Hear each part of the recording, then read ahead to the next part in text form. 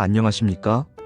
다들 사는 게 바쁘고 힘드실 텐데 이런 푸념까지 들어주신다니 송구스럽기도 하고 한편으로는 어딘가에라도 털어놓을 곳이 있다는 게 참 다행이다 싶기도 합니다. 바로 본론으로 들어가겠습니다. 제가 오늘 여러분께 드릴 말씀은 제 아내와 제 하나뿐인 남동생에 대한 이야기입니다. 결론부터 말씀드리자면 제 아내가 제 동생 놈과 바람이 났습니다. 예, 맞습니다. 30년을 넘게 한 이불 덮고 산 제 아내가 제가 업어 키우다시피 한 제 동생 놈과 눈이 맞아서 제가 없는 집에서 제가 운전하는 차 안에서 못할 짓들을 벌이고 있었습니다. 지금 저는 그 사실을 전부 알게 된 채 집에서는 벙어리가 되고 밖에서는 죄인처럼 숨어 지내는 신세입니다. 이 기가 막히고 피가 거꾸로 솟는 이야기를 어디에다 말할 수 있겠습니까? 자식들한테 말하겠습니까? 아니면 늙으신 어머니 귀에 들어가게 하겠습니까? 그래서 이렇게 얼굴도 모르는 여러분 앞에라도 털어놓으려고 카메라를 켰습니다. 참 한심하죠. 이야기는 한 1년 전으로 거슬러 올라갑니다. 저는 평생을 자동차 정비소에서 기름밥 먹고 산 사람입니다. 젊어서는 제법 큰 공업사를 운영하다가 IMF 때 크게 한번 휘청하고는 지금은 동네 어귀에서 작게 카센터를 하고 있습니다. 돈은 예전만큼 못 벌어도 단골들 상대하면서 소일거리하는 재미로 살았죠. 아내는 평범한 주부였고 아들, 딸은 다 커서 결혼하고 자기들 살기 바빴습니다. 그저 그런 대한민국의 평범한 50대 후반 가장의 모습이었죠. 제 동생 놈 민수는 저랑 10살 차이가 납니다. 늦둥이로 태어나서 제가 거의 아버지처럼 키웠습니다. 업어서 재우고 똥오줌 다 받아내면서요. 머리는 저보다 좋아서 대학도 번듯하게 나오고 지금은 중소기업에서 영업부장으로 일하고 있습니다. 훤칠하게 잘생기고 말솜씨도 좋아서 어딜 가나 인기가 많은 놈이었죠. 저는 그런 동생이 늘 자랑스러웠습니다. 비록 저는 기름때 묻은 작업복 신세지만 동생 놈은 번듯한 양복 입고 다니는 게 대견해서 명절 때마다 일부러 어깨에 힘주고 동생 자랑을 하곤 했습니다. 그놈이 저희 집에 부쩍 자주 드나들기 시작한 게 그때쯤이었습니다. 원래도 가끔 와서 형수님 하면서 밥도 얻어먹고 가곤 했지만 유독 작년부터 발걸음이 잦아졌습니다. 형님, 근처에 외근 나왔다가 들렀어요. 하면서 퇴근길에 불쑥 찾아와서는 제가 정비소에서 늦게까지 일하는 동안 아내와 둘이서 저녁을 먹는 날이 많아졌습니다. 처음에는 아무 생각 없었습니다. 하나뿐인 동생이 형수랑 사이좋게 지내는 게 뭐가 문제겠습니까? 오히려 제가 바빠서 챙겨주지 못하는 아내의 말벗이 되어주니 고맙기까지 했죠. 그런데 지금 와서 돌이켜보면 이상한 징후들은 그때부터 있었습니다. 아내가 언제부턴가 외모에 신경을 쓰기 시작하더군요. 화장도 안 하던 사람이 역계분을 바르고 동네 시장 갈 때나 입던 옷 대신 백화점에서 산 듯한 옷을 입고 있는 날이 늘었습니다. 그리고 은은하게 풍기는 샴푸 향 말고 어딘지 낯선 향수 냄새가 나기 시작했습니다. 웬 향수야? 하고 무심코 물으면 아내는 나도 이제 여자 아니에요? 당신은 내가 평생 부엌대기로만 살았으면 좋겠어? 하고 날카롭게 쏘아붙이더군요. 그 말에 더는 아무 말도 할 수 없었습니다. 제가 무심했나 보다, 갱년기라 예민한가 보다, 그렇게만 생각했습니다. 참 멍청했죠. 동생 놈도 마찬가지였습니다. 예전에는 형님 하면서 깍듯하게 굴던 놈이 어느 순간부터 저를 대하는 태도가 미묘하게 달라졌습니다. 제 앞에서 아내를 챙기는 모습이 뭐랄까 좀 과했습니다. 형수님, 이거 무거운데 제가 들게요. 형수님, 손이 왜 이렇게 텄어요? 핸드크림이라도 좀 바르시지. 하면서 제 아내 손을 덥석 잡는데 그 순간 아내의 얼굴이 살짝 붉어지는 걸 봤습니다. 그걸 보는 제 마음이 괜히 불편하고 거북했지만 애써 고개를 돌렸습니다. 설마 내 동생인데?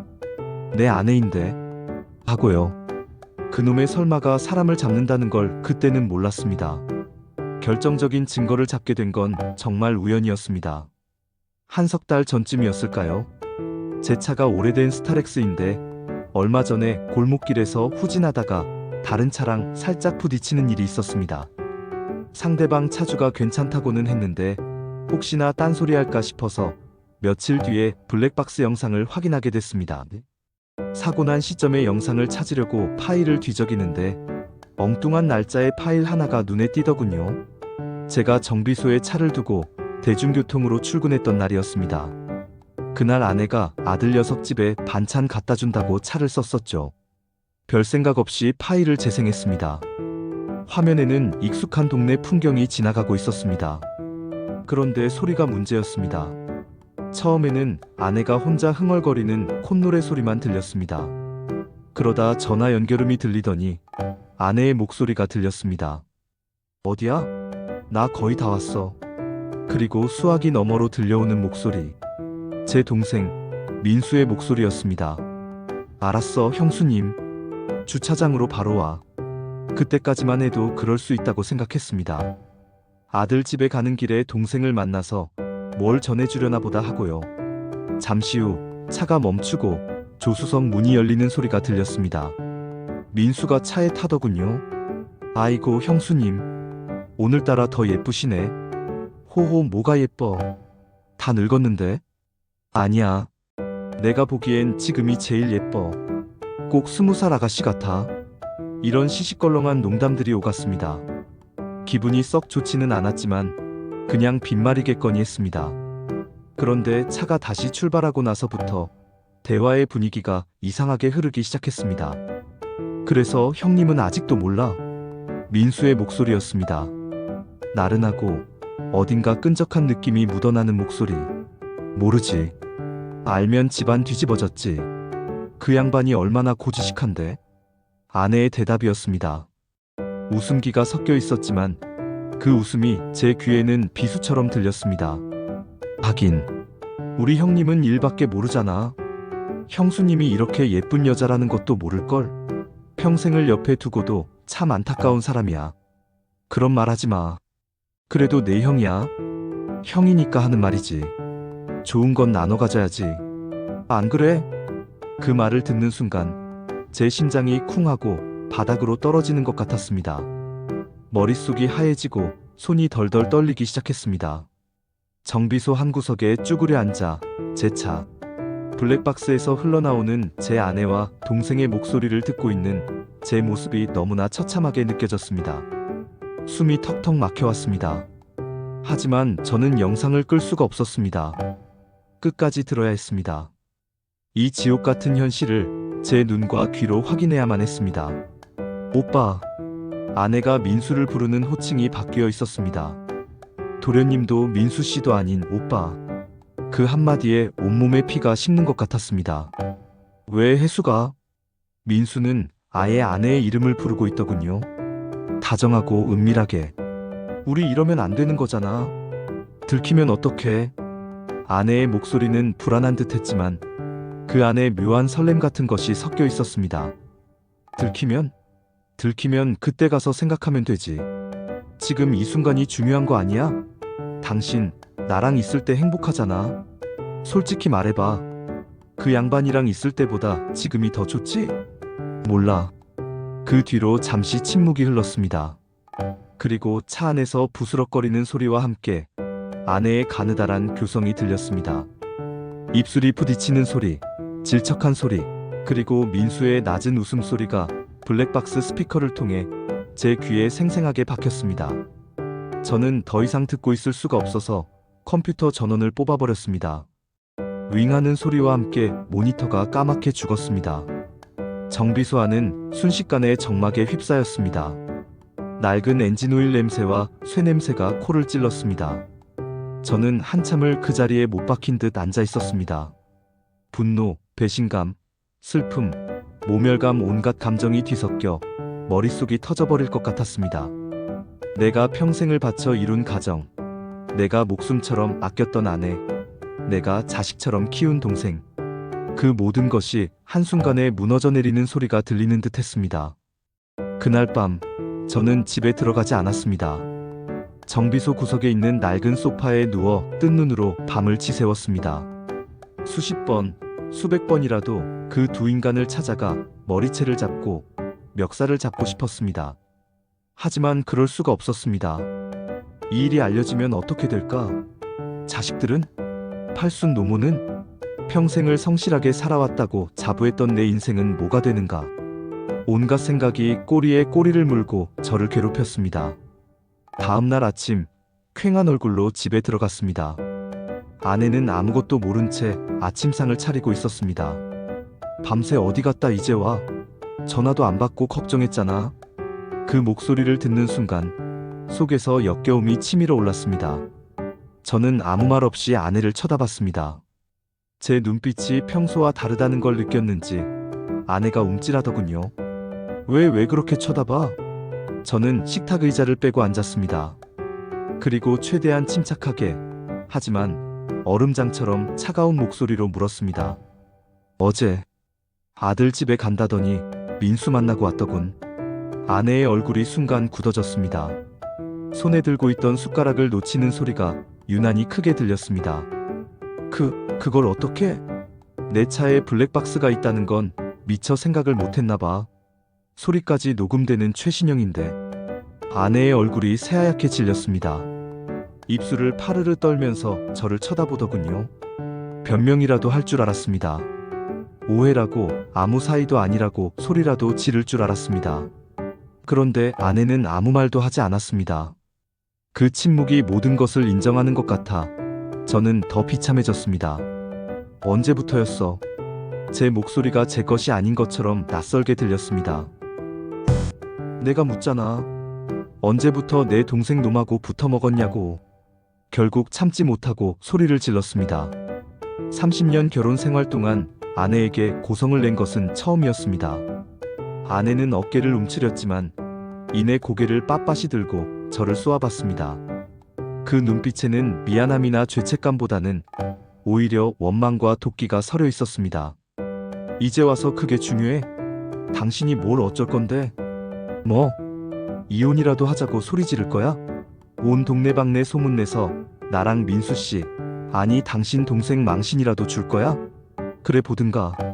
당신 얼굴에 침 뱉기지 자식들 얼굴은 어떻게 보고 늙은 시어머니 얼굴은 어떻게 볼 건데? 기가 막혀서 말이 나오지 않았습니다. 적반하장도 유분수지. 잘못을 저지른 사람이 오히려 저를 협박하고 있었습니다. 저는 자리에서 벌떡 일어났습니다. 손이 부들부들 떨렸습니다. 한 대라도 치고 싶은 충동을 겨우 억눌렀습니다. 당신 사람이 아니구나. 사람 아니게 만든 게 누군데? 아내가 마주 소리쳤습니다. 눈에는 눈물이 그렁그렁 맺혀 있었습니다. 당신, 나를 여자로 본 적 있기나 해? 30년 동안 나는 당신한테 그냥 밥 해주고 빨래해주고 애 낳아주는 기계였지 여자가 아니었잖아. 당신은 항상 피곤에 찌들어 있었고 나한테 따뜻한 말 한마디, 다정한 눈길 한 번 준 적 있었냐고. 그래서 내 동생 놈하고 붙어먹은 게 잘했다는 거야? 민수 씨는 달라. 그 사람은 나를 여자로 봐줘. 내 이야기에 귀 기울여주고 예쁘다고 말해주고 내가 얼마나 외로웠는지 알아준다고. 당신한테서는 평생 받아보지 못했던 것들을 나는 그 사람한테서 받았어.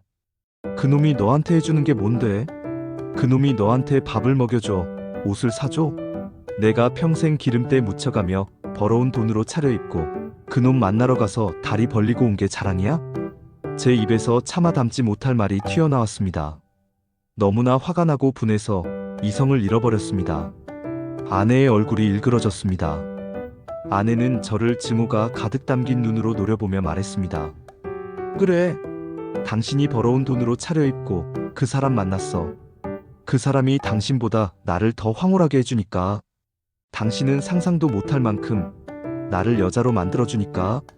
이제 속이 시원해? 그 말을 끝으로 아내는 방으로 들어가 문을 잠가버렸습니다. 저는 거실에 홀로 남아 망연자실 서 있었습니다. 아내의 마지막 말은 제 심장에 박힌 대못이 되었습니다. 당신은 상상도 못할 만큼. 그 말이 밤마다 제 귓가에서 메아리 쳤습니다. 제 아내가 제 동생의 품에 안겨 어떤 표정을 지었을지, 어떤 소리를 냈을지 상상하고 싶지 않은 장면들이 머릿속을 헤집어 놓았습니다. 미쳐버릴 것 같았습니다. 며칠 뒤 저는 동생놈을 따로 불러냈습니다. 동네 허름한 포장마차였습니다. 아무 말 없이 소주잔만 연거푸 비웠습니다. 몇 잔 술이 들어가자 동생놈이 먼저 입을 열더군요. 능글맞은 웃음을 지으면서요. 형님, 무슨 안 좋은 일 있으세요? 표정이 왜 그러세요? 저는 들고 있던 소주잔을 테이블에 탁 내려놓았습니다. 민수야? 네, 형님. 넌 내가 웃음이야? 제 말에 민수의 얼굴에서 웃음기가 싹 가셨습니다. 잠시 저를 빤히 쳐다보더니 이내 피식 웃으며 말하더군요. 갑자기 무슨 말씀이세요? 형님을 우습게 보다니요. 내 차 블랙박스 내가 확인했다. 그 한마디에 포장마차 안에 시끄러운 소음이 순간 멎는 것 같았습니다. 민수는 잠시 당황한 듯 했지만 이내 평정을 되찾고는 오히려 당당한 태도로 나왔습니다. 보셨어요? 잘 됐네요. 언제까지고 형님 속일 수는 없는 노릇이었는데. 이 개새끼가. 저는 자리에서 벌떡 일어나 놈의 멱살을 잡았습니다. 네가 어떻게 나한테 이럴 수가 있어. 내가 널 어떻게 키웠는데. 내 아내를, 내 형수를. 민수는 제 손을 뿌리치지도 않고 그저 차갑게 저를 내려다보며 말했습니다. 형님이 형수님한테 못해준 거 제가 대신 해드린 겁니다. 뭐? 형수님 불쌍한 분이에요. 평생 형님 같은 무뚝뚝한 남자 만나서 그림자처럼 살았잖아요. 웃는 법도 잃어버리고 여자라는 것도 잊어버리고 제가 다시 찾아드린 겁니다. 여자로서의 기쁨을. 기쁨? 내 놈하고 뒹구는 게 기쁨이라고? 이게만도 못한 놈아. 말 함부로 하지 마세요, 형님. 저도 더는 안 참습니다. 민수의 눈빛이 싸늘하게 빛났습니다.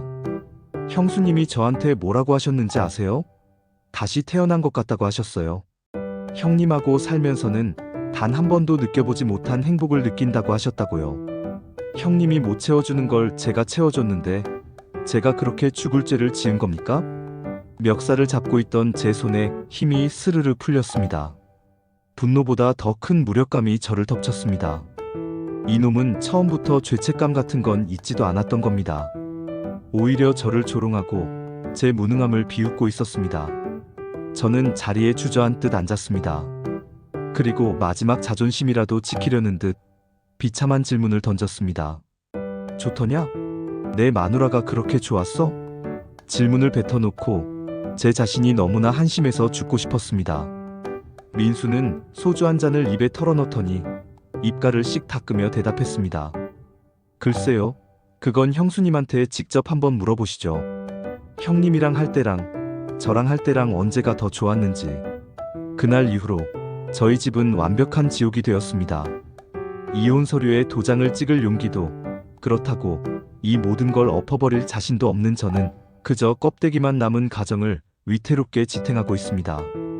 아내와 저는 한 집에 사는 투명인간입니다. 밥은 같이 먹지만 눈도 마주치지 않습니다. 한 침대에서 등을 돌리고 눕지만 그 사이에는 시베리아 벌판보다 더한 냉기가 흐릅니다. 가끔 아내가 외출 준비를 할 때면 저도 모르게 훔쳐보게 됩니다. 예쁘게 화장을 하고 제가 사준 적 없는 옷을 입고 낯선 향수를 뿌리는 아내를 보면서 생각합니다. 오늘도 그놈을 만나러 가는구나. 가슴속에서 천불이 나지만 아무 말도 할 수가 없습니다. 제가 무슨 자격으로 맡겠습니까? 아내는 이제 제 여자가 아닌데. 명절이나 집안 행사가 있을 때가 가장 고통스럽습니다. 아무것도 모르는 늙은 어머니 앞에서, 자식들 앞에서 우리는 세상에서 가장 다정한 부부인 척, 우애 깊은 형제인 척 연기를 해야 합니다.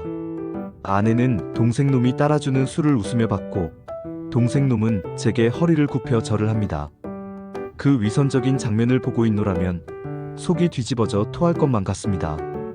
요즘 저는 밤마다 잠을 설칩니다. 캄캄한 어둠 속에서 제 옆에 누운 아내의 숨소리를 들으며 생각합니다. 지금 이 순간에도 아내는 제 동생을 생각하고 있을까? 그놈의 품에 안겼던 순간을 떠올리며 은밀한 미소를 짓고 있을까? 그 상상 하나만으로도 심장이 갈기갈기 찢어지는 것 같습니다. 이 이야기를 듣고 계시는 여러분 같으면 어떻게 하시겠습니까? 이 모든 걸 터뜨리고 가정을 박살내는 게 맞을까요? 아니면 자식들과 늙은 부모님을 위해 이 모든 걸 가슴에 묻고 죽은 듯이 살아가는 게 맞을까요? 저는 정말 모르겠습니다. 하루에도 수십 번씩 마음이 바뀝니다. 다 부숴버리고 싶다가도 이내 텅 빈 정비소에 홀로 남아 담배를 태우는 제 신세를 생각하면 덜컥 겁이 납니다. 이런 꼴을 당하고도 아무것도 하지 못하는 제가 참 한심하고 불쌍하지 않으십니까? 아마 저 같은 멍청한 놈 또 있겠지요? 어딘가에서 저처럼 속이 썩어 문드러지면서도 체면 때문에, 자식 때문에 아무 말도 못하고 사는 남자들이 또 있겠지요? 그런 분이 계시다면 그저 술이나 한 잔 기울이며 서로의 등을 두드려주고 싶을 뿐입니다. 긴 이야기 들어주셔서 정말 감사합니다. 가슴에 응어리진 것들을 조금이나마 털어놓으니 아주 약간은 숨통이 트이는 것 같기도 합니다.